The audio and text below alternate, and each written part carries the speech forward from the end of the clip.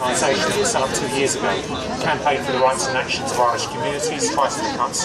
You abbreviate that and we call it CRAP, believe it or not. First of all, from Barnet Trades Council, we send solidarity greetings.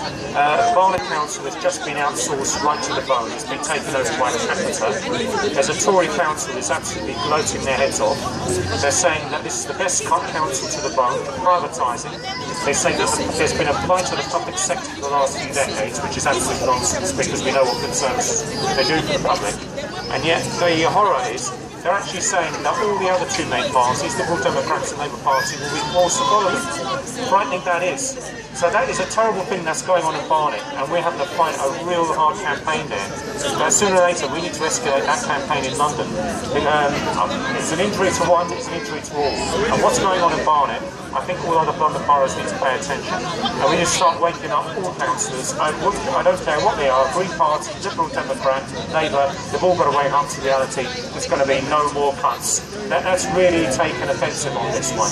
And I'm glad there are people standing for Tusk, trying to send the message, we're not putting up with this any longer. Because if they start doing well in the elections, these three main parties will get the fright of their lives. So that is important. And it's absolutely disgusting the way the trade unions have been betrayed as well by even a number of politicians in some of the these parties. It's a disgrace. We've got to wake up now, and there's got to be lessons learned, and we've got to stop these multinational companies that are taking over everything. They've become enormously powerful. Just 10 years ago, it was reported that about 133 of the two largest economies in the world were multinational companies, bigger than South Africa and even Sweden. I'm sure that figure has increased, which meant that this was 67 of the remaining large worldist economies were in actual fact nation states. So it is horrifying. They're going to bully every government in this country to smash the public sector and take away workers' rights and sink trade unions into the ground. Well, we've got to stand together now, and we've really got to start an onslaught against these multinational companies, and we've got to wake these politicians up to reality. So that's the message we sent from Barnet Trades Council. We've got to stand together all over London and attack on one community's attack on every community in London. On the second subject, Campaign for the Rights and Actions of Irish Communities Fighting the Cunts. I'm proud to speak in Kilburn today, which is home to generations of Irish communities. Irish people have been immigrating to Britain for more than a century. We can take their roots back as far as the 19th century. And yet it's outrageous that many Irish people are still sidelined from the British trade union movement today. I will not apologise for making that statement. Many Irish communities are fighting cuts left, right and centre. Community centres are closing down. There are no care services now for Irish people. What are the politicians doing about it? Absolutely nothing.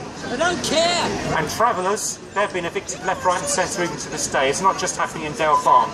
Just last week, we invited an Irish traveller by the name of Fina Riashtigan to speak at our Dublin Lockout Centenary Conference. But guess what? 2 Irish travellers were falsely arrested that day. There was a punch-up on a campsite amongst the British Roma community, and the police falsely arrested 2 Irish travellers. Fina Riashtigan, who tried to push for their release at the police station, got arrested himself in the process. It reminds you of the Deep South, doesn't it, when you've got prejudiced people like that in the police force. And the painful reality was that although he did get released later in the day, they still hung on to those 2 travellers, forced them into a confession. One of them was released the next day, but the other one was arrested for speeding charges a few years ago, would you believe? So it was all a fishing trip, these arrests.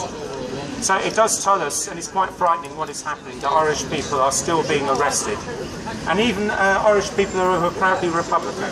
Now, let's be honest, Dennis Skinner, he can stand up in Parliament, he can slate the Queen 1,000 times, and he still gets invited to every cosy champagne party amongst the chattering classes. He's respected, and he's seen like an entertaining figure.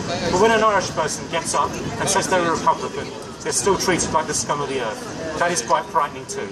And then Irish Women's Network, they're closing left, right and centre. Irish women have been, in actual fact, the victims of domestic violence. They have been the victims of false arrests. There are Irish traveller women who've been discriminated as well, and there's been shocking homophobia against Irish women. They've actually had to leave Ireland, jumping from the frying pan into the fire, because the appalling economic recession for generations, and then they're forced to come to Britain and face economic hardship and daily racist abuse.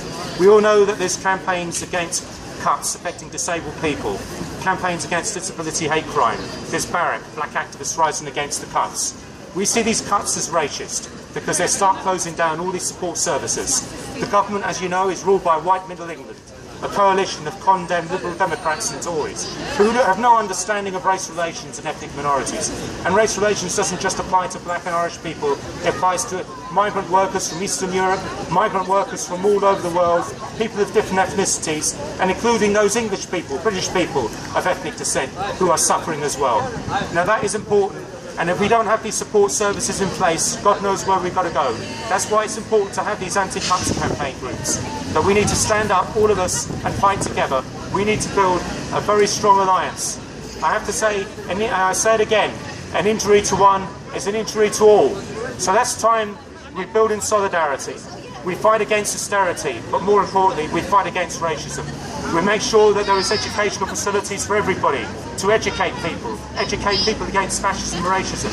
While English people are being driven out of their council estates and they've become blind with hatred, this actually exacerbates racism, which we have to tackle. And that's why we launched Black History Month, Disability History Month. We launched Women's History Month, but now I ask for Irish History Month. We're even asking for a candlelit vigil of an Irish woman who was actually brutally murdered, the worst victim of the worst British sex crime in British history, Mary Kelly, 125 years ago in Whitechapel under Jack the Ripper. And of course we have to look at the history of Irish migrant workers for the last few centuries as well, and how they were discriminated. And if we build up that awareness, then we can build up harmony between every racial community in this country and every community, trade unionists, both in Britain and Ireland. We need to put an end to sectarianism, hatred, violence and bigotry. Let's stand together, let's push for peace, let's push for harmony, let's push for solidarity. I say an injury to one is an injury to all.